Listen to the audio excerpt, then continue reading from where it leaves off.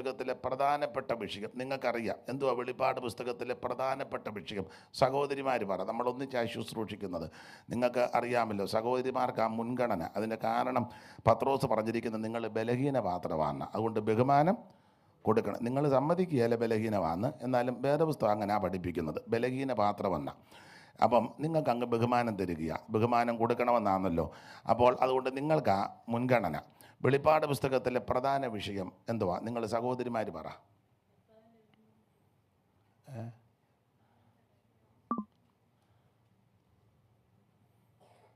പക്ഷേ ഞങ്ങൾ കേൾക്കാൻ വന്നതാ, പറയാൻ വന്നതല്ലെന്നായിരിക്കും നിങ്ങളിപ്പോൾ ചിന്തിക്കുന്നത്. എന്നാലും നമ്മളൊന്നിച്ചാന്നല്ലോ ശുശ്രൂഷിക്കുന്നത്. വെളിപ്പാട് പുസ്തകത്തിലെ പ്രധാനപ്പെട്ട വിഷയം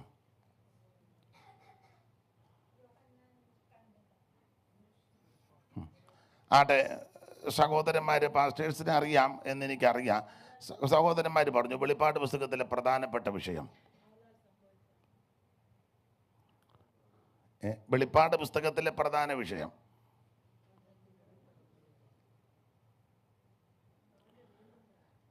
ഞാൻ സന്ദർഭോചിതമായിട്ടൊരു കാര്യം പറയാം. പ്രിയ കർത്താവിൻ്റെ ദാസ് ജോൺസൺ പാസ്റ്റർക്ക് ചിലപ്പോൾ അറിയായിരിക്കും, ചങ്ങനാശ്ശേരി ഞങ്ങൾക്കൊരച്ചായനുണ്ട്, പാപ്പച്ചായന്.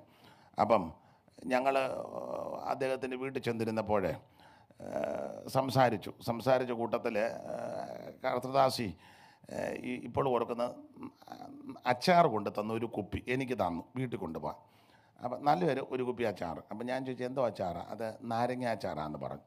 അപ്പം എന്നോട് പറഞ്ഞു അല്പം ഒന്ന് രുചിച്ച് നോക്കാൻ പറഞ്ഞു. ഞാൻ അല്പം എടുത്ത് രുചിച്ചപ്പോൾ നല്ല രുചി. അപ്പോൾ കർത്തദാസി പറഞ്ഞു വേറെ ചിലർക്കുമൊക്കെ കൊടുത്തു, പാസ്റ്റർക്കും വെച്ചിരുന്നതാണ്. ഞാൻ പറഞ്ഞു നന്നായിരിക്കുന്നു. അപ്പം ഞാൻ ചില കാര്യങ്ങളൊക്കെ അടുത്ത് ഇടപെടുന്നവരോട് ചോദിച്ച് മനസ്സിലാക്കി. ഞാൻ ചോദിച്ചത് ഇതെങ്ങനെയാണ് ഇത് ചെയ്തത്? നല്ല രുചിയായിരിക്കുന്നു. അപ്പോൾ ഇതെങ്ങനെയാണ്? അപ്പം ആ കർത്തദാസി കൊണ്ട് പറഞ്ഞു പാസ്റ്റർ ഇതിന് പ്രധാന വിഷയം, പ്രധാനമായിട്ട് ചേർക്കേണ്ടത് നല്ല മുളക് പൊടി നല്ലെണ്ണയാണെന്ന് പറഞ്ഞു. അപ്പോൾ അച്ചായൻ കേട്ടച്ച് പറഞ്ഞു, പുള്ളിയുടെ ഭാര്യയോടായതുകൊണ്ടാണ്, എടി ഇതിന് ഏറ്റവും പ്രധാന വിഷയം നാരങ്ങയാന്ന് പറഞ്ഞു. നീ മുളക് പൊടിയും എണ്ണയിട്ട് ക്രമീകരിച്ച നാരങ്ങാച്ചാറാകുമോ? ഇല്ല. അപ്പം ഈ നാരങ്ങാച്ചാറിൻ്റെ പ്രധാന വിഷയം നാരങ്ങായ, അതിന് കീഴിലാ ബാക്കി മുളക് പൊടിയും എണ്ണയും മറ്റ് അനുധാരികളല്ല. മനസ്സിലായല്ലോ? അപ്പം വെളിപ്പാട് പുസ്തകത്തിലെ പ്രധാന വിഷയം ഇനിയും പറ. യേശുക്രിസ്തുവിൻ്റെ വെളിപ്പാട് അത്രേ ഉള്ളൂ. വായിച്ചോ, 1-ാം വാക്യം വായിരച്ചാ. അച്ഛനത് മടക്കിയോ? മതി, അത് മതി, അതാ വെളിപ്പാട്, അതാ. അപ്പം വെളിപ്പാട് പുസ്തകത്തിലെ പ്രധാനപ്പെട്ട വിഷയം യേശുക്രിസ്തുവിൻ്റെ വെളിപ്പാടാണ്. പക്ഷേ ഞാനും നിങ്ങളുമെല്ലാം അതിന് വലിയ പ്രാധാന്യം കൊടുക്കുന്നില്ല. കൊടുക്കുന്നതെല്ലാം വേറെ വിഷയത്തിനാണ്. സമുദ്രത്തിൽ നിന്ന് മൃഗം കയറി വരുന്നു, അത് വിഷയമില്ലെന്നല്ല. സൂര്യനെ അണിഞ്ഞിരിക്കുന്ന ഒരു സ്ത്രീയെ. അപ്പം വേറെ ആൾക്കാർ പറഞ്ഞത് വെളിപ്പാട് പുസ്തകത്തിലെ പ്രധാനപ്പെട്ട വിഷയം 144 അതും വിഷയമാണ്, എന്നാലും അതാണ് മെയിൻ വിഷയം അല്ല. അപ്പം ചിലര് പറയുന്നത് വെളിപ്പാട് പുസ്തകത്തിലെ പ്രധാന വിഷയം 2 സാക്ഷികൾ 11 മോശയും ഏലിയാവും എന്ന് പറഞ്ഞു. മോശയും ഹാനോക്ക്, ഏലിയാവും ഹാനോക്കും തർക്കമാണ്. അപ്പം വേറെ ചില ആൾക്കാർ പറയുന്നത് വെളിപ്പാട് പുസ്തകത്തിലെ പ്രധാന വിഷയം 4 സഭ എടുക്കപ്പെടുന്നു. അപ്പോൾ ഒരു ഗ്രൂപ്പ് പറഞ്ഞു 4 എടുക്കപ്പെടുകയല്ല, തെളിവുണ്ടോ? അത് നിങ്ങൾക്ക് മനസ്സിലാകുന്ന ഭാഷ നിങ്ങൾക്കറിയാം. മഹാപീഠയ്ക്ക് മുൻപ് സഭ എടുക്കപ്പെടുന്നു ഒരു ഗ്രൂപ്പ്, അതാ പ്രധാന വിഷയം. അപ്പോൾ ചെല്ലി പറയുന്നത് അങ്ങനല്ല, മഹാപീഠയുടെ മധ്യത്തിലാണ് സഭ എടുക്കപ്പെടുന്നത്. എനിക്ക് ഇംഗ്ലീഷ് വലിയ വശമില്ല, നിങ്ങൾക്കറിയാമല്ലോ. നിങ്ങളങ്ങ് ഇംഗ്ലീഷ് ചിന്തിച്ചു, തെറ്റുന്നില്ലല്ലോ, അതറിഞ്ഞാൽ മതി. അപ്പൊ ചിലർ പറയുന്നത് മഹോദരവം കഴിഞ്ഞ സഭ എടുക്കപ്പെടുന്നത്. നമ്മുടെ ഒരാളോട് ചോദിച്ചു വെച്ചാൽ ഈ മഹോദരവം എന്ന് പറഞ്ഞാൽ എന്തുവാ? പുള്ളി പറഞ്ഞു, ജോർജ് കുട്ടി, ഉപദ്രവങ്ങളെല്ലാം കൂടെ ഒന്നിച്ചു വരുന്നതാണ് മഹോദരവം. കാരണം നദികളെല്ലാം കൂടെ ഒന്നിച്ചു വന്ന് ചേരുന്നതാണ് മഹാനദി എന്ന് പറഞ്ഞാൽ അവിടെ ഇരിക്കുന്ന ഉപദ്രവങ്ങളെല്ലാം കൂടെ സമയമാകുമ്പം ഒന്നിച്ചു വരുന്നതായി മഹോദരം. ഏതാണ്ട് ശരിയാകാനാ സാധ്യത. അപ്പം എന്തായാലും കൊള്ളാം. അപ്പം ഈ വാനം നടക്കുന്നത് സഭ മഹോദരവത്തിന് മുമ്പ് എടുക്കപ്പെടുന്നു. അതാ പ്രധാന വിഷയമെന്ന. അപ്പൊ ചെല്ലു പറയുന്നത് അല്ല, സഭ മഹോദരവത്തിന്റെ പകുതിക്കാ എടുക്കപ്പെടുന്നത്. അപ്പൊ ചെല്ലു പറയുന്നതല്ല, ഇതെല്ലാം കഴിഞ്ഞ സഭ എടുക്കപ്പെടുന്നത്. അപ്പൊ ചെല്ലു പറയുന്നത് മഹോദരവ് എന്ന് പറയുന്നൊരു വിഷയം ഇല്ല, എന്ന് ഉപദ്രവം ഉണ്ടല്ലോ. അപ്പൊ ഇങ്ങനെ ഓരോരോ വിഷയങ്ങൾ, ഇതൊക്കെ പ്രധാന വിഷയമായിട്ടാണ് നമ്മൾ എടുക്കുന്നതും പഠിക്കുന്നതും പഠിപ്പിക്കുന്നതും. അതിനെപ്പറ്റി വലിയ തർക്കം നടക്കുന്നു, അങ്ങോട്ടും ഇങ്ങോട്ടും ഖണ്ഡനം നടക്കുന്നു, വാദപ്രതിവാദം നടക്കുന്നു. ഞാൻ ഖണ്ഡനക്കാരെ മിക്കവരെയും എല്ലാവരുടെയും കാര്യമല്ലേ, മിക്കവരെയും ശ്രദ്ധിക്കാറുണ്ട്. ഖണ്ഡനം, വാദം, ഈ വചനത്തിൽ കൂടെ ആ ഖണ്ഡനം തുടങ്ങുന്ന അവസാനം പിന്നെ പറഞ്ഞു വരുമ്പോൾ അവസാനം ഓരോരുത്തരുടെ കുടുംബചരിത്രം എണ്ണു. നിനക്ക് എന്നെ അറിയത്തില്ല, ഞാൻ ആരാണെന്ന് നിനക്ക് സബ്ജക്റ്റ് എന്നാ, വെളിപ്പാടി സഭ എടുക്കപ്പെടുവോ ഇല്ലയോ എന്ന് അവസാനം പറഞ്ഞു വന്നപ്പം ഇവൻ്റെ 3 തലമുറ പുറകോട്ടുള്ള ചരിത്രമാണ്. അതും വെളിപ്പാട് പുസ്തകമായിട്ട് എന്തെങ്കിലും ബന്ധമുണ്ടോ? അതുകൊണ്ടൊക്കെ ആ പൗലോസ് പറഞ്ഞ തർക്കം നമുക്ക് വേണ്ട, അത് ദൈവസഭയ്ക്ക് യോജിച്ചതും അല്ല.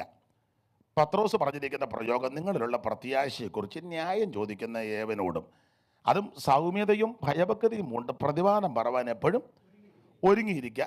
അത് കാര്യം പറഞ്ഞ് ശാന്തമായിട്ട് സൗമ്യമായിട്ട് പറയുക, ഇഷ്ടമുള്ളവരെ അംഗീകരിക്കുക. വെളിപ്പാട്ട് പുസ്തകത്തിലെ പ്രയോഗം അങ്ങനെ ആണെന്നില്ല. കേൾക്കാൻ ചെവിയുള്ളവൻ, ചെവിയില്ലെന്നുള്ളതല്ല, അത് കേട്ട് അനുസരിക്കാൻ മനസ്സുള്ളവരനുസരിക്കേണ്ടതാണ് അതിൻ്റെ അർത്ഥം. അപ്പോൾ ശ്രദ്ധിക്കുക, നമുക്കറിയാം വെളിപ്പാട് പുസ്തകത്തിലെ പ്രധാനപ്പെട്ട വിഷയം യേശു ക്രിസ്തുവിൻ്റെ വെളിപ്പാടാണ്. ദൈവത്തിൻ്റെ മഹത്വം, അതാ 1-ാം വാക്യത്തിൽ എഴുതിയിരിക്കുന്നത്. യേശു ക്രിസ്തുവിൻ്റെ ഇതാണ് പ്രധാന വിഷയം. അതാ ആ വിഷയത്തോട് ബന്ധപ്പെട്ട് പഠിക്കുമ്പോൾ ഒന്നുകൂടെ വിശദീകരിച്ച് പറഞ്ഞാൽ, നമ്മുടെ കർത്താവാകുന്ന യേശു ക്രിസ്തു സ്വർഗമഹിമകൾ വെടിഞ്ഞ് ഈ താണലോകത്തിലേക്ക് ഇറങ്ങി വന്നു. കന്യാസൂനുമായി വചനം ജഡമായി അവതരിച്ച് സമയമായപ്പോൾ ക്രിസ്തുവിനെ പ്രസവിച്ച് ശീലക ചുറ്റി പശുത്തൊട്ടിയിൽ കിടത്തി. ആട്ടിടയന്മാർ വന്ന് കണ്ടു. നമുക്കറിയാം വിദ്വാൻമാർ പിന്നീട് വന്നു. മോശയുടെ പ്രമാണമനുസരിച്ച് കർമ്മങ്ങളൊക്കെ നടത്തി. നമ്മുടെ കർത്താവ് ജീവിച്ച് ചരിച്ച് എന്തിനേറെ അനേക അത്ഭുതങ്ങളും അടയാളങ്ങളും യേശു ചെയ്തു. തൻ്റെ അടുക്ക വന്ന ആരെയും യേശു വെറുതെ വിട്ടിട്ടില്ല. ഞാനും നിങ്ങളുമൊക്കെ, ഞാൻ ഇതിനെയും കൂടെ പ്രതിയാക്കി പറയാം, നമ്മൾ ആൾ നോക്കി, തരം നോക്കി, നിലപാട് നോക്കി, സ്റ്റാൻഡേർഡ് നോക്കി, പൊസിഷൻ നോക്കി, സാലറി നോക്കി, ഇവിടെ മനസ്സിലാകാൻ അങ്ങനെ പറഞ്ഞേ, സാലറി നോക്കി, നിറം നോക്കി, കുടുംബമഹിമ നോക്കി, ബന്ധം നോക്കി, ബന്ധം നോക്കി ഇടപെടുമ്പോൾ നമ്മുടെ കർത്താവ് അങ്ങനെ ഇടപെടുന്നവനല്ല. നിങ്ങൾക്കറിയാം, ഇപ്പം 2 പേര് തമ്മിൽ കൈ കൊടുക്കണേ തന്നെ നിങ്ങൾ ശ്രദ്ധിച്ചിട്ടുണ്ട്, അവർ നോക്കും നമുക്ക് കൈ കൊടുക്കാൻ പറ്റിയ പുള്ളിയുടെ ജോലി, പൊസിഷൻ, സാലറി, വീട്, ചുറ്റുപാട്. നമ്മൾ ചെല്ലി നോക്കിയാൽ എവിടെയാണ് താമസിക്കുന്നത്? ഇവിടെ അടുത്ത്. എനിക്കിവിടുത്തെ സ്ഥലമൊന്നും അറിയാൻ പറ്റും. എന്താ, ന്യൂഹൈഡ് പാർക്കോ? ഇരിക്കട്ടെ. വെറും പൊട്ടനാന്ന് ധരിക്കരുത്. അത്യാവശ്യം കാര്യങ്ങൾ അറിയാം. അപ്പം ഇന്നെടുത്താ പാർക്കുന്നത്. വീട് ഏതാ? അപ്പം എടുത്തു നോക്കിയപ്പം വലിയ വീട്. അപ്പം പിന്നെ പുള്ളിക്ക് കൈ കൊടുക്കുന്നതുകൊണ്ട് വലിയ കുഴപ്പമില്ല. എന്നാൽ ചിലരോട് ചോദിക്കും, എവിടെയാണ് താമസിക്കുന്നത്? അപ്പാർട്ട്മെൻറ്റില്ല. എന്നാലും ആ മുഖവും രീതിയൊക്കെ കാണുമ്പോൾ നമുക്കറിയാം. പിന്നെ പിറ്റേന്ന് കണ്ടാൽ നമുക്ക് അങ്ങനെ വലിയ താല്പര്യം വരികയല്ല. മറ്റേ പുള്ളിയോട് പിന്നെ താല്പര്യം കൂടുക. പുള്ളി വേണ്ടാന്ന് പറഞ്ഞ് പോയാൽ നമ്മൾ പുറകെ ചെന്ന് താല്പര്യത്തോടെ, നിങ്ങൾക്ക് മനസ്സിലാകുന്നുണ്ട്? മനസ്സിലാകാഴിയൊന്നുമില്ല. ഞാനൊരു രീതി പറഞ്ഞതാണ്. മനുഷ്യൻ്റെ എല്ലാം രീതികളതാ, സിംഹഭാഗവും. എന്നാൽ നമ്മുടെ കർത്താവ് അങ്ങനല്ല. സ്തോത്രം. കർത്താവ് അങ്ങനല്ല. ആർക്കും വേണ്ടാത്തവരെ, എല്ലാവരും വെറുത്തവരെ, എല്ലാവരും തള്ളിക്കളയുന്നവരെ, എല്ലാവരും ഒറ്റപ്പെടുത്തുന്നവര് യേശു ചേർത്തണയ്ക്കും. അതുകൊണ്ടാണല്ലോ എനിക്ക് നിങ്ങൾക്കൊക്കെ ഈ മാർഗത്തിൽ വരുവാനും നിലനിൽക്കുവാനും ഇന്ന് വരെ ദൈവം കൃപ ചെയ്തത്. ഇന്ന് രാത്രി മനോവേദനയോടെ, ഏകാന്തത, ഒറ്റപ്പെടൽ അനുഭവിക്കുന്ന ആരെങ്കിലും ഇന്ന് രാത്രി എന്നെ കേൾക്കുന്നെങ്കിൽ നിരാശപ്പെടരുത്, ചഞ്ചലിക്കരുത്, തളർന്നു പോകരുത്, തകർന്നു പോകരുത്. നിന്നെ സ്നേഹിക്കുന്ന, ആമനെ അത് രക്ഷിക്കുന്ന, സംരക്ഷിക്കുന്ന, ആമനെ അനുഗ്രഹിക്കുന്ന ഒരു നല്ല കർത്താവുണ്ട്, നസറയനാകുന്ന യേശു ക്രിസ്തു.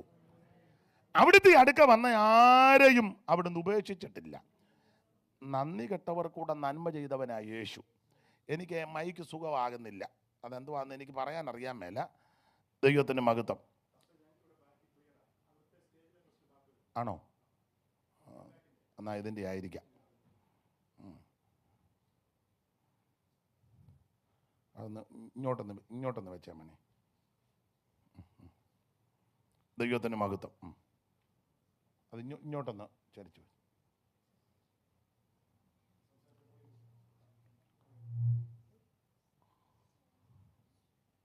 അങ്ങനൊന്ന് നോക്ക്. ഇങ്ങോട്ടൊന്നാക്കി വെച്ചു. ദൈവത്തിന് മഹത്വം.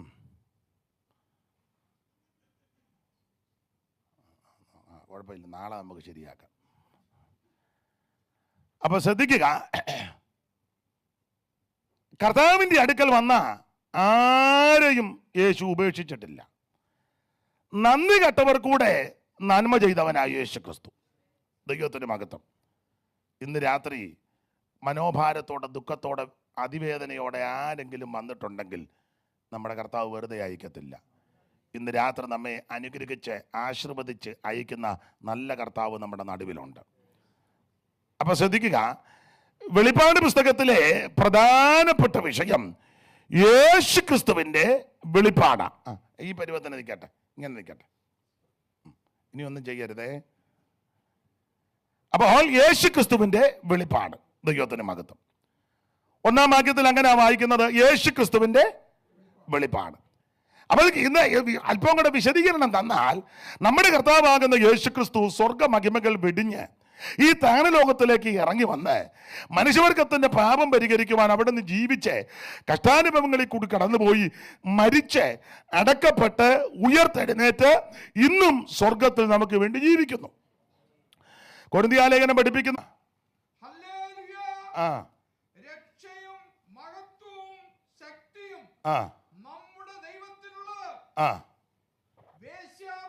അപ്പോൾ രക്ഷയും മഹത്വവും ശക്തിയും നമ്മുടെ ദൈവത്തിനുള്ളത്. അപ്പൊ ഈ സകലത്തെയും ഭരിക്കുവാൻ യേശു ക്രിസ്തു സകലത്തിൻ്റെയും അധികാരം ഏറ്റെടുക്കുക. അച്ചായ, ഇനി അതിൻ്റെ ആ 19-ന്റെ 6-ാമത്തെ വാക്യം കൂടെ ഇതിനോട് ചേർത്തൊന്ന് വായിച്ചു. 6-ാം വാക്യം താഴോട്ട്. അപ്പോൾ വലിയ പുരുഷാരത്തിന്റെ ഘോഷം പോലെയും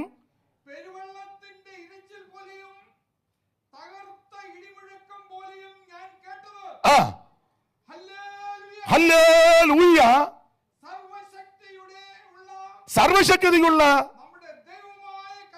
സർവശക്തിയുള്ള നമ്മുടെ ദൈവമായ കർത്താവ് രാജത്വം ഏറ്റെടുത്തിരിക്കുന്നു. ഇതാ പ്രധാന വിഷയം. യേശു ക്രിസ്തു സ്വർഗമഹിമ വെടിഞ്ഞ് ദാനലോകത്തിൽ ഇറങ്ങി വന്ന് മനുഷ്യവർഗത്തിന് വേണ്ടി മരിച്ചു. അവിടുത്തെ തിരുരക്തം നമുക്ക് വേണ്ടി ചീന്തി, അവിടുത്തെ തിരുജീവൻ നമുക്ക് വേണ്ടി തന്ന് അവൻ വിശ്വസിക്കുന്നവർക്ക് വേണ്ടി അത്ഭുതങ്ങൾ ചെയ്ത് പാപത്തെ മോചിച്ച് അവരെ രക്ഷിച്ചു. ആ കർത്താവ് ഇപ്പൊ സ്വർഗത്ത് ജീവിക്കുന്നു. അധികം താമസിക്കാതെ വന്ന് ഒറ്റ വാക്കി പറഞ്ഞാൽ ഇതിന്റെ മുഴുവൻ രാജ്യത്വം ഏറ്റെടുക്കാൻ പോവാ. അതാ പ്രധാന വിഷയം. ബാക്കി വിഷയമെല്ലാം അതിന്റെ കീഴില. പക്ഷേ ഞാനും നിങ്ങളും പലപ്പോഴും പ്രധാനപ്പെട്ട വിഷയത്തിന് വലിയ പ്രാധാന്യം കൊടുക്കുന്നില്ല. നമ്മൾ കൊടുക്കുന്നതെല്ലാം മറ്റ് വിഷയങ്ങൾക്കാണ്. പ്രധാന വെളിപ്പാട് യേശുക്രിസ്തുവിന്റെ വെളിപ്പാടാണ്. ആ യേശുക്രിസ്തുവിന്റെ വെളിപ്പാടാണ് 1-ാം അധ്യായത്തിന്റെ 13 മുതൽ താഴോട്ട് പഠിക്കുമ്പോൾ യേശുക്രിസ്തുവിന്റെ വെളിപ്പാടാണ്. യോഹന്നാൻ അപ്പോസ്തലൻ പത്മോസ് ദ്വീപിൽ നാടുകടത്തപ്പെട്ടു, കർത്ത ദിവസത്തിൽ ആത്മവിവശനായി. അപ്പോൾ നീ കാണുന്നതിന് എഴുതി 7 സഭയ്ക്ക് ദൂതറിയിക്കണം. Ephesus, Smyrna, Pergamos, തുയതൈര, Sardis, Philadelphia, ലവോദിക്ക എന്നീ 7 സഭകൾക്ക് അയക്കുക എന്ന് കാഹളധ്വനിയുടെ ശബ്ദം കേട്ടു. എന്നോട് സംസാരിച്ച നാദമെന്ന് കാണുവാൻ ഞാൻ തിരിഞ്ഞു. 13-ാമത്തെ വാക്യത്തിൽ തിരിഞ്ഞപ്പോൾ ആ തേജസ്കരിക്കപ്പെട്ട യേശുക്രിസ്തുവിന്റെ വെളിപ്പാട്, അതായി പുസ്തകത്തിലെ പ്രധാന വിഷയം. ആ 13-ാം വാക്യം മുതൽ വായിച്ചു വെച്ചാൽ, തിരിഞ്ഞപ്പോൾ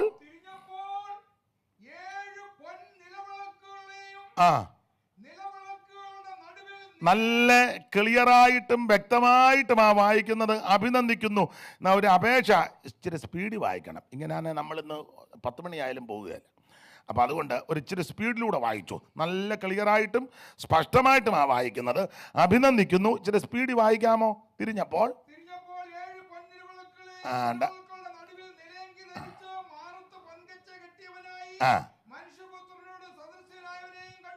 വായിച്ചോ, നന്നായിട്ട് വായിക്കുന്നുണ്ട്. അവന്റെ തലയും തലമുടിയും ആ വെളുത്ത പഞ്ഞിപോലെ ഹിമത്തോളം വെള്ളയും കണ്ണഗ്നിജ്വാലയ്ക്കൊത്തതും ആ കാൽ ഉലയിൽ ചുട്ട് വഴിപ്പിച്ച വെള്ളോട്ടിന് സാദൃശ്യവും അവന്റെ ശബ്ദം പെരുവെള്ളത്തിന്റെ ഇരച്ചിൽ പോലെ. അത് ഈ 1-ാം അധ്യായത്തിന്റെ 13 മുതൽ താഴോട്ടുള്ള തിരുവെടുത്തുകൾ പഠിക്കുമ്പോൾ തേജസ്കരിക്കപ്പെട്ട യേശു ക്രിസ്തുവിന്റെ വെളിപ്പാട്. തിരിഞ്ഞപ്പോൾ 7 നക്ഷത്രം അലങ്കിൽ പിടിച്ച് 7 പൊന്നില വിളക്കണ നടുവിൽ നെലിയങ്ക് ധരിച്ച് മാറത്ത് പൊൻകച്ച കെട്ടുവനായി മനുഷ്യപുത്രന്റെ സദൃശനായി കണ്ടു. അവൻ തലയും തലമുടിയും പിന്നെ കാൽപാദം എന്ന് പറഞ്ഞാൽ തലമുടി മുതലേ കാൽപാദം വരെയുള്ള അംഗപ്രത്യംഗ വർണ്ണന യോഹന്നാൻ അപ്പോസ്തലൻ ദർശിക്കുക. തേജസ്കരിക്കപ്പെട്ട യേശു ക്രിസ്തുവിന്റെ വെളിപ്പാട്. എന്നെ കേൾക്കുന്ന ദൈവമക്കളോട് ഒരു കാര്യം പറയാ, നമ്മൾ കാണേണ്ട വെളിപ്പാട് യേശു ക്രിസ്തുവിന്റെ വെളിപ്പാടാണ്. പറയാം, ഈ സാധാരണ യേശു ക്രിസ്തുവിന്റെ വെളിപ്പാട് പലരും കാണുന്നില്ല. കാണുന്നതെല്ലാം വേറെ വെളിപ്പാടാണ്.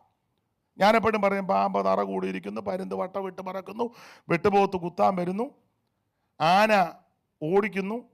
ചിലരും കാണുന്നതേ, ഞാനിതിന് എതിർക്കുന്നില്ല, കണ്ട കാര്യമായിരിക്കാം. പട്ടി കടിക്കാൻ വരുന്നു, വീടിന് തീ പിടിക്കുന്നതായിട്ട് കണ്ടു, വാഹനാപകടം. അത് ഒന്നും കണ്ടില്ലെന്നല്ല ഈ പറഞ്ഞത്. നമ്മൾ കാണുന്നതെല്ലാം ഇങ്ങനെ പ്രശ്നങ്ങളും പ്രതിസന്ധികളുമായി കാണുന്നതല്ല. ദൈവം ചിലരെ കാണിക്കുന്നതിന് ഞാൻ എതിർക്കുകയല്ല. എന്നാൽ ഒരു കാര്യം പറയാം, യേശുക്രിസ്തുവിന്റെ വെളിപ്പാട് ശരിയായിട്ട് കണ്ടതിന് ശേഷം വേറെ എന്ത് കണ്ടാലും നമുക്ക് നിരാശ വരികയല്ല. ക്രിസ്തുവേശുവിന്റെ വെളിപ്പാട് കാണാതെ ബാക്കിയാണ് നമ്മൾ കാണുന്നെങ്കിൽ നമ്മൾ നിരാശാഭരിതരാകും. സ്തോത്രം. എന്നാൽ യേശുക്രിസ്തുവിനെ നല്ലതുപോലൊന്ന് ദർശിച്ച് കർത്താവിന് വ്യക്തമായിട്ടൊന്ന് മനസ്സിലാക്കി യേശുക്രിസ്തുവിനെ അറിയേണ്ടതുപോലെ ഒന്ന് അറിഞ്ഞ് അവിടുത്തെ കാണേണ്ടതുപോലെ ഒന്ന് കണ്ടാൽ പിന്നെ എന്ത് വിഷയങ്ങൾ കണ്ടാലും നിരാശ വരികയില്ല. നമുക്ക് ധൈര്യമായിരിക്കും.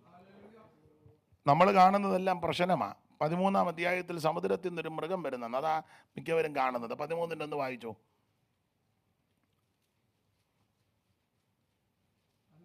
ഒന്ന് മുതൽ വായിച്ചോ.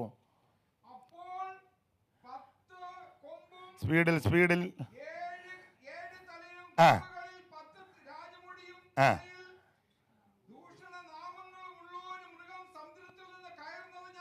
ഇതാ പലരും കാണുന്നത്. അത് കാണരുതെന്ന് ഞാൻ പറയത്തില്ല, ഇത് കണ്ടോ. പക്ഷെ 1-ാം അധ്യായത്തിലെ വെളിപ്പാട് കണ്ടേച്ച് വേണം 13 കാണാൻ. നമ്മൾ ആദ്യം 13 കാണുന്നെങ്കിൽ എൻ്റെ അഭിപ്രായം പറയാം, ഓശിച്ചാൻ യോജിക്കുമോ എന്ന് എനിക്കറിയത്തില്ല. 13 കാണുന്നെങ്കിൽ നമ്മൾ മൃഗത്തിന്റെ സ്വഭാവമായിരിക്കും. കാരണം 1 നമ്മൾ ഇതുവരെ കണ്ടിട്ടില്ല. 1-ലെ വെളിപ്പാട് യേശുക്രിസ്തുവിന്റെ വെളിപ്പാടാ. പക്ഷെ നമ്മൾ കണ്ടത് മുഴുവൻ സമുദ്രത്തിൽ നിന്ന് കയറുന്ന മൃഗം. സ്വഭാവം മൃഗത്തിന്റെ, മയമില്ല, മര്യാദയില്ല, മാനമില്ല, അനുകമ്പയില്ല, ദയയില്ല, കരുണയില്ല, ആർദ്രതയില്ല. നമ്മൾ പിണങ്ങാതിരിക്കാൻ, അല്ല പിണങ്ങിയാലും എനിക്കൊന്നുമില്ല, ഞാനിപ്പോൾ 2 ദിവസം കഴിഞ്ഞ് പോകും. 2 ദിവസം കഴിഞ്ഞ് പോകും. ഞാൻ എന്നോടല്ല വേറൊരാളോട് ചോദിച്ചു, പുള്ളി പിന്നെയും വന്നോന്ന്. എന്നോടല്ല ചോദിച്ചത്, വേറൊരാളോട് ചോദിച്ചത് ഞാൻ കേട്ടതാ. പുള്ളി പിന്നെയും വന്നോന്ന്. അപ്പം ഞാൻ ചോദിച്ചു, മറുപടി വല്ലതും പറഞ്ഞോ? ഓ, എന്നാ പറയാനാ? ഞാൻ പറഞ്ഞു, അപ്പോൾ ചോദിക്കണ്ടേ? പറഞ്ഞില്ല. എന്നോടായിരുന്നെങ്കിൽ ഞാൻ സൗമ്യമായിട്ട് പറഞ്ഞേനെ, ബഹളം ഉണ്ടാക്കിയല്ലേ. ഞാൻ പണ്ടൊരാളിനോട് ചോദിച്ചു, നീ എങ്ങനെയാ വന്നേ? ഞാൻ അവളെ കെട്ടി വന്നതാ. അവളെങ്ങനെയാ ഇവിടെ വന്നേ? അവിടെ ചേടുത്തി കൊണ്ടുവന്നതാ. ചേടുത്തി ഇങ്ങനെ ഇവിടെ വന്നേ? നിങ്ങൾ മിണ്ടുകയല്ല. വേണ്ട, ഞാനൊന്നും പറയുന്നില്ല. അല്ല, അങ്ങനെ ധാരണയുള്ളവരുണ്ടേ.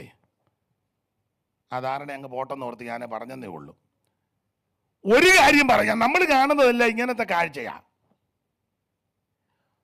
മൃഗത്തിന്റെ സ്വഭാവം, അനുകമ്പയില്ല, കരുണയില്ല, ആർദ്രതയില്ല, ദയയില്ല, മനസ്സലിവില്ല. എന്നാൽ 1-ാം അധ്യായത്തിൽ കാണുന്ന വെളിപ്പാട് യേശുക്രിസ്തുവിന്റെ വെളിപ്പാടാ. സ്നേഹിക്കുന്നവൻ, കരുതുന്നവൻ, സംരക്ഷിക്കുന്നവൻ, അനുകമ്പയുള്ളവൻ, ദയയുള്ളവൻ, നമ്മളെ തള്ളിക്കളയാത്തവൻ, അവന് കരുണയോടെ വഴി നടത്തുന്നവൻ. ആ വെളിപ്പാടാണ് നമ്മൾ കാണുന്നെങ്കിൽ പിന്നെ ഏത് വെളിപ്പാട് കണ്ടാലും നിരാശ വരികയില്ല. സ്തോത്രം. ക്രിസ്തുവിൻ്റെ സ്വഭാവം, യേശു ക്രിസ്തുവിൻ്റെ ആ സ്നേഹം. എന്തുവാ ക്രിസ്തുവിൻ്റെ സ്വഭാവം? ഞാൻ നിങ്ങളെ പഠിപ്പിക്കേണ്ട, നിങ്ങൾക്കെല്ലാം അറിയാം. കർത്താവിൻ്റെ സ്വഭാവം തന്നെ പിടിക്കാൻ വന്ന ഒരുത്തനെ കൂടെയുള്ള ഒരാൾ വാളുകൊണ്ട് വെട്ടി ചെവി മുറിഞ്ഞ് താഴെ വീണു. കർത്താവ് അന്നേരം തന്നെ അവൻ അങ്ങനെ സംഭവിക്കട്ടെ, മറ്റേ ചെവിയും കൂടെ വെട്ടണമെന്നല്ല പറഞ്ഞത്. കർത്താവ് അന്നേരം ആ ചെവി എടുത്ത്, എൻ്റെ ഭാഷ പറഞ്ഞ് ചേർത്ത് വെച്ച് ഒട്ടിച്ചു. അത് റെഡിയായി, അവൻ്റെ വേദന മാറി. അപ്പോൾ കർത്താവ് എങ്ങനെയാണ് നിൽക്കുന്നത്? ഗതസമനെ വെച്ച് പ്രാർത്ഥിച്ച സന്ദർഭത്തിൽ അവിടത്തെ പറ്റി എഴുതിയിരിക്കുന്നത് പ്രാണവേദനയിലായെന്ന. വിയർപ്പ് രക്തത്തുള്ളിയായി നിലത്ത് വീണു, പ്രാണവേദനയിലായി. അപ്പം എൻ്റെ ഭാഷയിൽ പറഞ്ഞാൽ അവിടുന്ന് പ്രാണവേദനയോടാണ് നിൽക്കുന്നത്. ആ പ്രാണവേദന സഹിച്ച് നിൽക്കുമ്പോഴും തന്നെ പിടിക്കാൻ വന്ന ശത്രുവിൻ്റെ ചെവി അറുത്ത് താഴെ കിട്ടപ്പോൾ ആ ശത്രുവിൻ്റെ വേദനയ്ക്ക് ശമനം വരുത്തിയവനായ യേശു. ഈ സ്വഭാവം നമുക്കുണ്ടെങ്കിൽ, അങ്ങനെ ഇല്ലെന്ന് ഞാൻ പറയത്തില്ല, ഉള്ളവരുണ്ട്, തീർത്ത് പറയത്തില്ല, ഉള്ളവരുണ്ട്. ഈ സ്വഭാവം നമുക്കുണ്ടെങ്കിൽ എൻ്റെ അഭിപ്രായം പറയുക, നിങ്ങൾ യോജിക്കുമോയെന്ന് അറിയത്തില്ല, ഒത്തിരി ലഘുലേഖ അടിക്കണ്ട. നമ്മളെ കണ്ട് ചിലർ വരും. നമ്മൾ ഈ മൃഗത്തിൻ്റെ സ്വഭാവം ആയതുകൊണ്ട് കണ്ടമാനം ലഘുലേഖ അടിക്കുക. തമ്പിയുടെ ഹൃദയം, തകരുന്ന കപ്പല്, നീ എങ്ങോട്ട്, നിൽക്കൂ, ചിന്തിക്കൂ. ഒരു നിമിഷം നിങ്ങൾക്ക് മനസ്സിലാകുന്നുണ്ടായിരിക്കും. യേശുവിൻ്റെ ആ ദിവ്യ സ്വഭാവം, അതിലൊരു സ്വഭാവത്തിൻ്റെ വൈശിഷ്ട്യമാണ് പറഞ്ഞത്.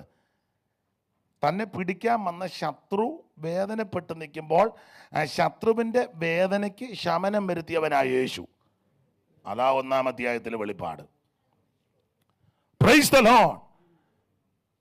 അപ്പോൾ മറ്റുള്ളവരെ കരുതുവാനും സ്നേഹിപ്പാനും ആദരിക്കുവാനും അവരെ സംരക്ഷിക്കുന്ന യേശു, ആ വെളിപ്പാട്. എന്നാൽ നമ്മൾ കാണുന്ന മുഴുവൻ 13-ാം അധ്യായത്തിലെ വെളിപ്പാടാ. സമുദ്രത്തിൽ നിന്ന് കയറി വരുന്നൊരു മൃഗം. പിന്നെ കാണുന്ന വെളിപ്പാട് 12-ന്റെ 2 വായിച്ചു വച്ചാ. 12-ാം അധ്യായത്തിന്റെ 2.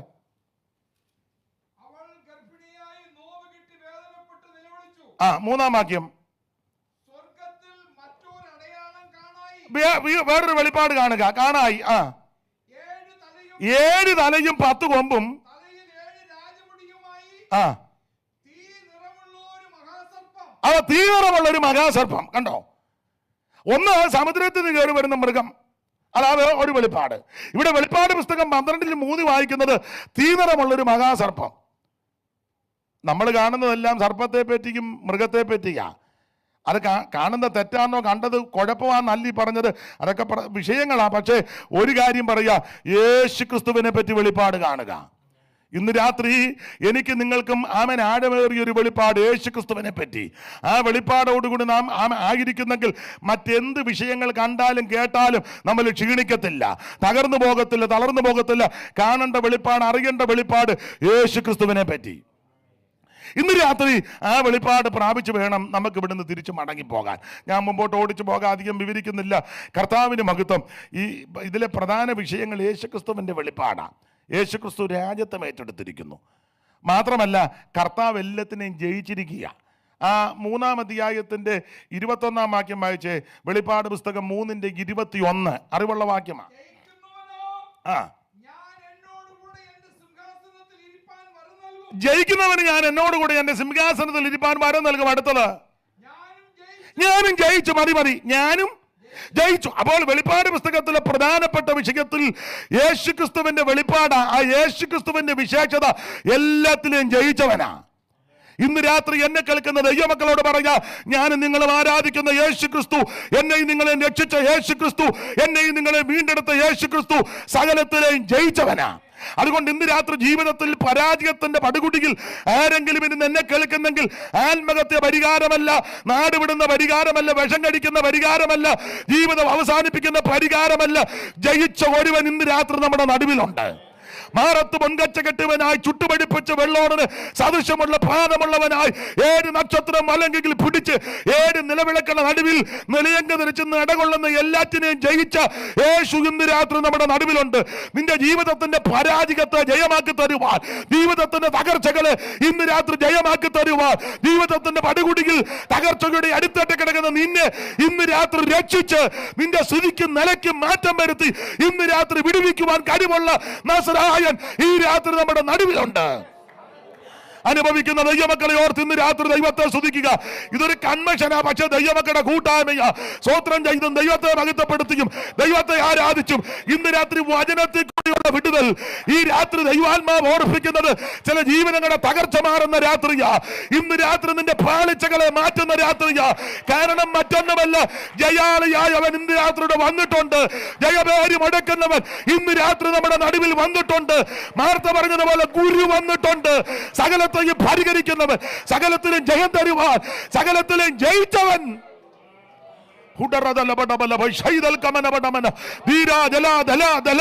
അനുഭവിക്കുന്നവരെ ഓർത്ത് ഇന്ന് രാത്രി ദൈവത്തെ സ്തുതിക്കുക. ആ പറ നിങ്ങൾ ശ്രദ്ധിച്ചോ, ഞാനും ജയിച്ചു. ഇന്ന് രാത്രി ഞാനും നിങ്ങളും ആരാധിക്കുന്ന യേശു ക്രിസ്തു എല്ലാറ്റിനെയും ജയിച്ചവനാ. പാപത്തെയും ലോകത്തെയും ജഡത്തെയും സർവത്തെയും സാത്താന്റെ സകല അധികാരങ്ങളെ ജയിച്ചവൻ ഇന്ന് രാത്രി നമ്മുടെ നടുവിലുണ്ട്. അതുകൊണ്ട് ജീവിതത്തിൽ ഏതെങ്കിലും വിഷയത്തിൽ പരാജയമോ തകർച്ചകളോ വന്നിട്ടുള്ളവർ നിരാശപ്പെട്ടു പോകരുത്. ജയിച്ച കർത്താവ് ഇന്ന് രാത്രി നിനക്കും ജയം നൽകും. പൗലോസ് കൊരിന്ത്യ ലേഖനത്തിൽ പറഞ്ഞ പദം സാധാരണ ശവസംസ്കാര വേളകളിൽ പറയുന്നതാണെങ്കിലും സന്ദർഭം വരുന്നത് കൊണ്ടൊന്നും പറയും. ആകയാൽ എൻ്റെ പ്രിയ സഹോദരന്മാരെ, നിങ്ങൾ ഉറപ്പുള്ളവരും കുലുങ്ങാത്തവരും നിങ്ങളുടെ പ്രയത്നം കർത്താവിൽ വ്യർത്ഥമല്ലാന്ന് പറഞ്ഞ് കർത്താവിൻ്റെ വേലയിൽ വർദ്ധിച്ചു വരണം. കാരണം മുന്നിൽ എഴുതിയിരിക്കുക, ആമേൻ സ്തോത്രം. മരണമേ നിന്റെ ജയം എവിടെ? മരണമേ നിന്റെ വിഷമുള്ളവിടെ? മരണത്തിന്റെ വിഷമുള്ള പാപത്തിന്റെ ശക്തിയോ ന്യായ പ്രമാണം. അടുത്ത വാക്യം മനപ്പാഠമാ. നമ്മുടെ കർത്താവാകുന്ന യേശു ക്രിസ്തു മുഖാന്തരം നമുക്ക് ജയം തരുന്ന ദൈവത്തിന് സ്തോത്രം. ഇന്ന് രാത്രി ദൈവം നിനക്ക് ജയം തരും. ഇന്ന് രാത്രി നിന്റെ തകർച്ചകളെ യേശു മാറ്റും. ഇന്ന് രാത്രി നിന്റെ പാളിച്ചകളെ യേശു മാറ്റും. ഇന്ന് രാത്രി നിന്റെ നിരാശകളെ യേശു മാറ്റും. ഇന്ന് രാത്രി നിന്റെ ആകുല ചിന്തകൾ യേശു മാറ്റും. ഈ രാത്രി യേശു ജയം തരുന്നവനാ. ഓ ദൈവത്തിന് മഹത്വം, ദൈവത്തിന് മഹത്വം, ദൈവത്തിന് മഹത്വം, ദൈവത്തിന് മഹത്വം. ഹല്ലേലൂയ. അപ്പൊ അവിടുത്തെ ആ പണം നിങ്ങൾ ശ്രദ്ധിച്ചോ, ഞാനും ജയിച്ചു, യേശു ജയിച്ചു. ഇവിടെ വന്ന സകല ആൾക്കാരും പരാജയപ്പെട്ടാ പോയത്. രാജ്യം വെട്ടിപ്പിടിച്ചവരുണ്ട്, രാഷ്ട്രങ്ങൾ വെട്ടിപ്പിടിച്ചവരുണ്ട്, ആമൻ മനുഷ്യനെ കൊന്നു മുടിച്ചവരുണ്ട്, ആമൻ സാമ്രാജ്യങ്ങൾ കെട്ടിപ്പടുത്തിയ വമ്പന്മാരുണ്ട്. പക്ഷെ സകല എണ്ണവും മതനേതാക്കന്മാരുണ്ട്, രാഷ്ട്രീയ പ്രമുഖരുണ്ട്, ആമന് കായബലമുള്ളവരുണ്ട്, കരുത്തന്മാരുണ്ട് എന്ന് വേണ്ട എല്ലാ നിലകളിലും ആമൻ മിടുക്കന്മാരും അതിമിടുക്കന്മാരും വന്ന. പക്ഷേ സകല മിടുക്കന്മാരും അവൻ ഒടുവിൽ പരാജയപ്പെട്ടു. എങ്ങനെ? മരണത്തിന്റെ പിടി വന്നപ്പോൾ, മരണത്തിന്റെ തണുത്ത കരമെന്ന് തപ്പിയപ്പോൾ, മരണത്തിന്റെ തണുത്ത കരമെന്ന് തലോടിയപ്പോൾ, മരണത്തെ ജയിക്കുവാൻ കഴിവില്ല. മരണത്തിന് അടിയറവ് പറഞ്ഞു സകലതും പരാജയപ്പെട്ട് മണ്ണോട് മണ്ണായപ്പോൾ മരണത്തെ ജയിച്ച് ഇന്നും ജീവിക്കുന്ന ഒരുവനേ ഉള്ളൂ, അത് നസറയനാകുന്ന യേശു. അതവിടെ വായിക്കുന്ന ഞാനും ജയിച്ചു, യേശു ജയിച്ചു. അപ്പം ഈ വെളിപ്പാട് പുസ്തകത്തിലെ പ്രധാന വിഷയങ്ങളിൽ നമ്മുടെ കർത്താവ് എല്ലാത്തിലും ജയിച്ച് നിൽക്കുക. അപ്പോൾ അതുകൊണ്ട് ഈ ജയിച്ചവരാണ് നമ്മളും ജയിക്കണം.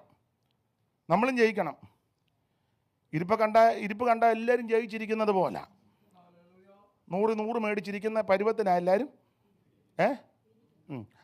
കുഴപ്പമൊന്നുമില്ല. പുസ്തകത്തിൽ വായിക്കുന്ന പട്ടണത്തിൻ്റെ ഇരിപ്പ് അങ്ങനെ തന്നെ ഇരിക്കട്ടെ. ചിലരുടെ ഇരിപ്പ് കണ്ടിട്ട് എല്ലാം ജയിച്ചു, കാളം എന്നാ ധ്വനിക്കാത്ത ആ മൈൻഡിലാണ് ചിലരിക്കുന്നത്. നിങ്ങളങ്ങനെ പറയുന്നില്ലെങ്കിലും ചിലരുടെ മുഖം കാണുമ്പോൾ അങ്ങനെ തോന്നുന്നു. ഇരിപ്പ് കണ്ടാൽ 100 മേടിച്ചിരിക്കുന്നത് പോലെ ജയിച്ച്. കർത്താവിന് മഹത്വം. എല്ലാത്തിനെയും ജയിച്ചവൻ യേശുവാ. അപ്പോൾ ആ ജയിച്ച യേശു രാജ്യത്തെ ഏറ്റെടുത്തിരിക്കുക, ഭരണം. അപ്പോൾ ആ കർത്താവിനോട് കൂടെ നമ്മളും ആയിരിക്കണം, നാമും ജയിക്കണം. അതിന് വെളിപ്പാട് പുസ്തകത്തിൽ കൊടുത്തിരിക്കുന്ന ഒരു പ്രയോഗം ഇങ്ങനെ, നിങ്ങൾക്കറിയാം, ജയിച്ചവരെല്ലാം കൂടെ വീണ വീട്ടി പാടുന്നു. ജയിച്ചവർ അണ്ട 15-ാം അധ്യായത്തിൻ്റെ 2-ാം വാക്യം വായിച്ചേ. ഞാൻ അതിലെ സബ്ജക്റ്റ് ഒന്നും പറയുന്നില്ല, ആ വാക്യം ഒന്ന് വായിപ്പിക്കുന്നതേ ഉള്ളൂ. 15-ന്റെ 2. തീ കലർന്ന ആ ഒന്നും തെറ്റുന്നില്ല, എന്നാലും വായിച്ചോ. തീ കലർന്ന പളങ്ക കടൽ പോലെ ഒന്നും ആ മൃഗത്തോടും അതിന്റെ പ്രതിമയോടും പേരിന്റെ സംഖ്യയോടും അടുത്തത് ജയിച്ചവർ ജയിച്ചവര് ദൈവത്തിന്റെ വീണകൾ പിടിച്ച് പളങ്ക് കടലിനരികെ ആ നിൽക്കുന്നതും ഞാൻ കണ്ടു. അപ്പൊ ജയിച്ചവര് അവിടെ എഴുതിയിരിക്കുന്നത് ജയിച്ചവരാ. 3-ാം അധ്യായത്തിന്റെ 21 വായിക്കുന്നത് ഞാനും ജയിച്ചു. യേശു ക്രിസ്തു എല്ലാത്തിനെയും ജയിച്ചു. ആ കർത്താവിനോടുകൂടെ നിൽക്കേണ്ടവരും നിൽക്കുന്നവരാരെന്ന് ചോദിച്ചാൽ ജയിച്ചവര്. എല്ലാത്തിനെയും ജയിക്കണം. ഒറ്റ വാക്കി പറഞ്ഞാൽ ഭാഗം വിടാൻ. ജയിക്കാനുള്ള ഏറ്റവും വലിയ മാർഗം ജയിച്ചവന്റെ കൂടെ നിൽക്കുക. ജയിച്ചവൻ യേശു ക്രിസ്തുവാ. കർത്താവിനെ ഉപേക്ഷിച്ചെങ്ങും പോകരുത്. യേശു ക്രിസ്തുവിനെ രക്ഷിതാവായി സ്വീകരിച്ച് കർത്താവിന്റെ കൽപ്പനകളും ചട്ടങ്ങളും പ്രമാണിച്ച് ആ ജയിച്ച കർത്താവിനോട് ചേർന്ന് ഞാനും നിങ്ങളും നിന്നാൽ നമുക്കും ജയമാ. ദൈവത്തിന് മഹത്വം, ദൈവത്തിന് മഹത്വം. ജയിച്ചവൻ യേശു ക്രിസ്തു മാത്രമാ. Praise the Lord. കൊല്ലുന്ന മരണത്തിൻ കൊരതര വിഷപ്പല്ലു ആകയാലമേ കൊല്ലും മരണ കോരതര വിഷപ്പല്ലു തകർത്ത